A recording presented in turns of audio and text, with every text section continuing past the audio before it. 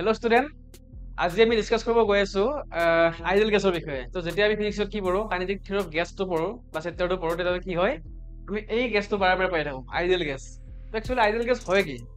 তো ideal gas হৈছে যিবিলাক গেছে কি কৰে, at all temperature and pressure কি হয়, যিবিলাক আমাৰ গেছ ল বিলাক আছে, চ' গেছ ল বিলাক যিবিলাক ফ'ল' কৰিব বা ফ'ল' কৰে, সেইবিলাক আমি গেছক কি বুলি কওঁ, আইডিয়েল গেছ বুলি কওঁ। তাৰমানে কি হয়, এট অল টেম্পাৰেচাৰ এণ্ড প্ৰেচাৰত যিবিলাক গেছে গেছ ল বিলাক ফ'ল' কৰে, তাক আমি কি বুলি কওঁ, আইডিয়েল গেছ বুলি কওঁ। ঠিক আছে। তো এই আইডিয়েল গেছৰ কি হয়, কেইটামান কেৰেক্টাৰিষ্টিক্স আছে।